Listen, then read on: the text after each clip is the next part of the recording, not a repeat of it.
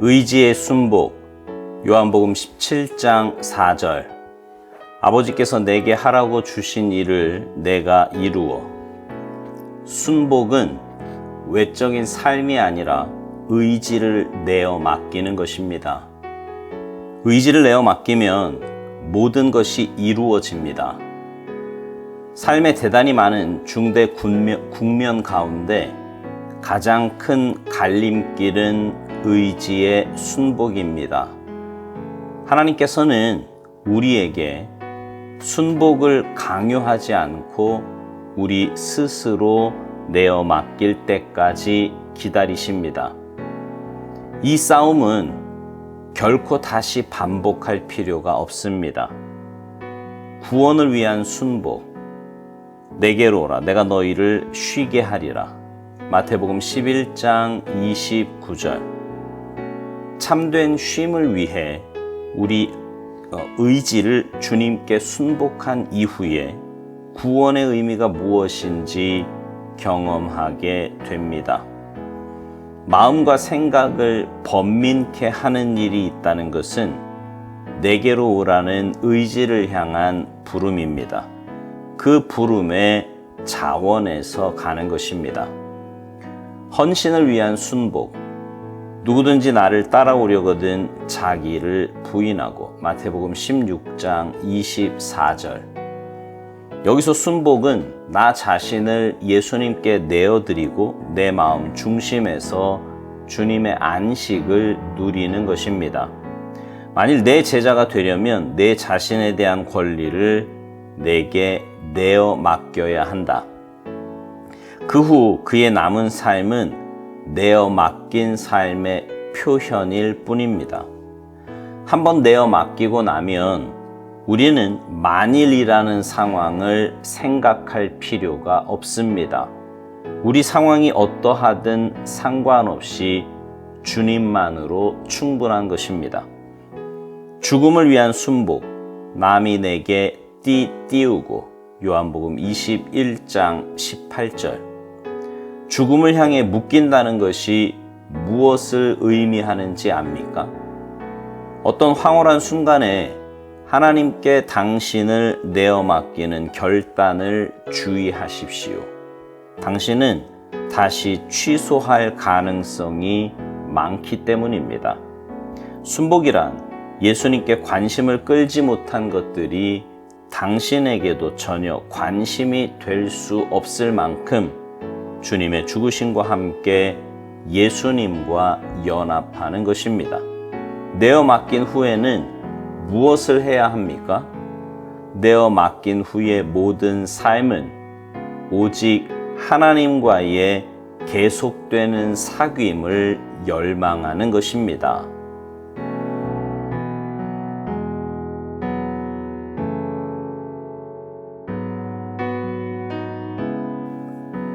신앙생활 하면서요, 가장 어려운 것 중에 하나가 하나님의 말씀에 온전히 순종하는 것입니다. 분명 하나님 말씀에 순종하는 것이 가장 복된 길이고 또 하나님 말씀에 순종해야 가장 잘 사는 길임을 알면서도요, 눈에 보이는 환경이 또 내 어줍지 않은 생각이 하나님 말씀에 온전히 순종을 못하게 만듭니다. 여러분은 어떠십니까? 하나님 말씀에 온전히 순종하며 사십니까?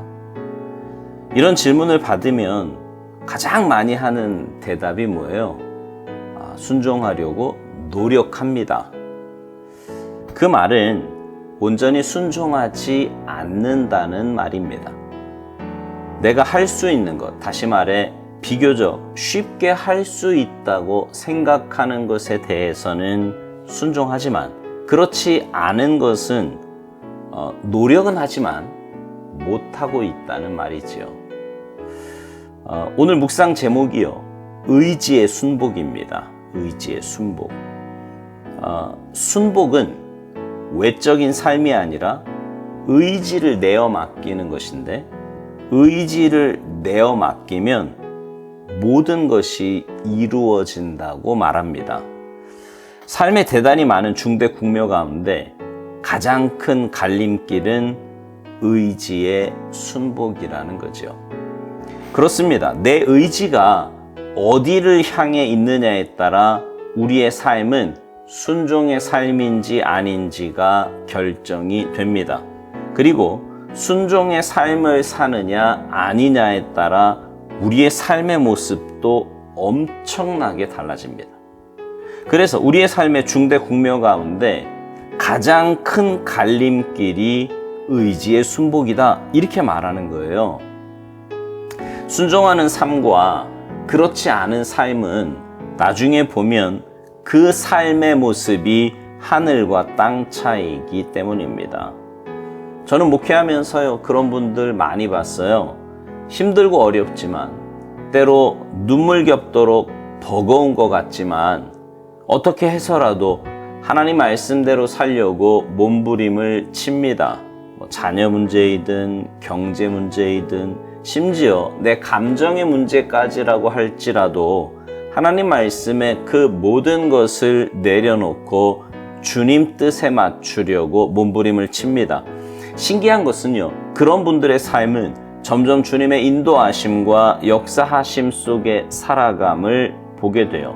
때로 인간적인 눈으로 볼 때 형편이 나아지기도 하고, 물론 그렇지 않기도 합니다. 하지만 그것과 상관없이 하나님께로부터 오는 참된 은혜와 평안, 그리고 기쁨 가운데 살아갑니다. 여기서부터 작은 천국을 맛보며 살아가는 거지요. 근데 어떤 분들은요, 골라서 순종합니다. 하나님 말씀보다 내 생각과 경험과 감정이 앞선 기준이에요. 그러다 보니 예배 참석이나 직분, 눈에 보이는 것으로는 별 차이가 없어 보이는데 삶에서는 굉장히 많은 차이가 납니다. 하나님이 주신 평안도 기쁨도 없어요. 조건에 따라 좋기도 하고 나쁘기도 합니다.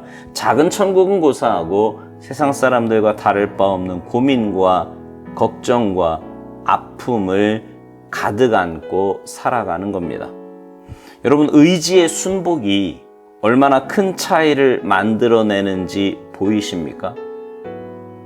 근데 인격적인 하나님은요, 우리에게 순복을 강요하지 않고 우리 스스로 내어 맡길 때까지 기다리신다고 말합니다.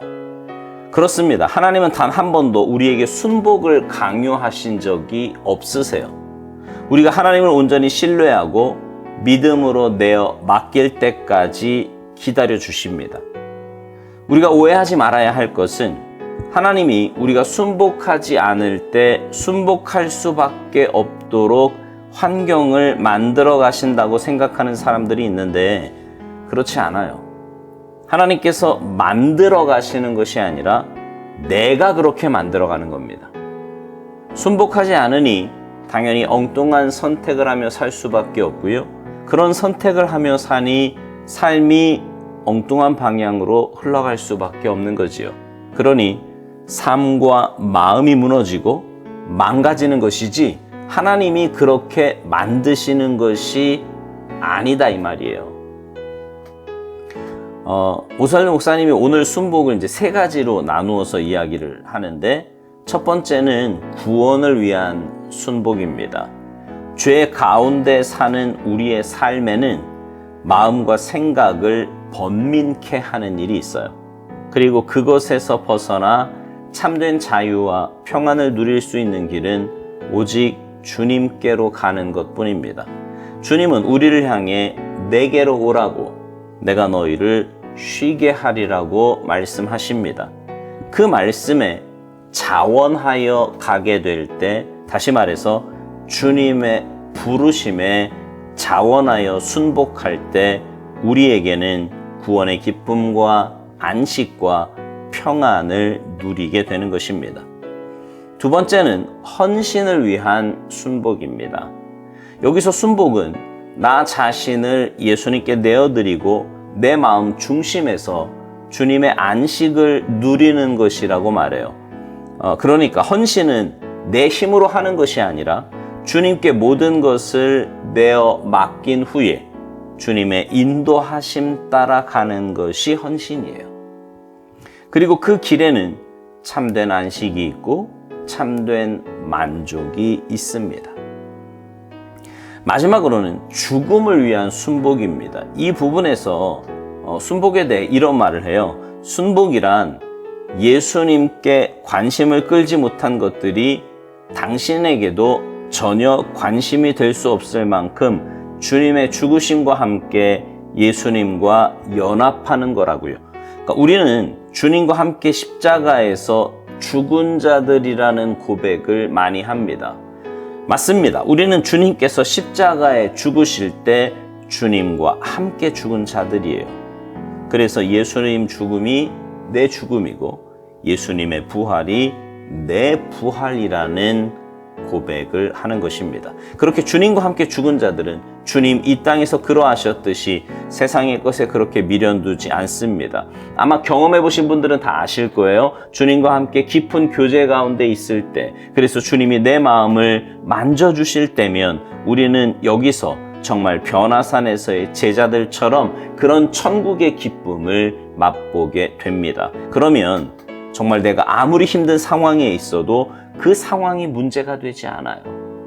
내게 아무리 세상적으로 좋은 조건을 가지고 있다고 해도 그것도 그리 크게 내 마음과 삶을 차지하지 않게 됩니다.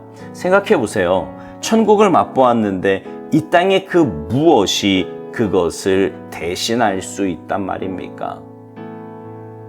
그래서 주님 이 세상에서 세상의 것에 별로 관심 없으셨듯이 우리도 그런 자리에까지 가게 된다는 말입니다. 주님과 함께 연합하면 말이지요. 묵상 마지막에 이런 질문과 대답이 나와요. 내어 맡긴 후에는 뭘 해야 하냐고요. 내어 맡긴 후의 모든 삶은 오직 하나님과의 계속되는 사귐을 열망하는 것이라고 말합니다. 그렇습니다.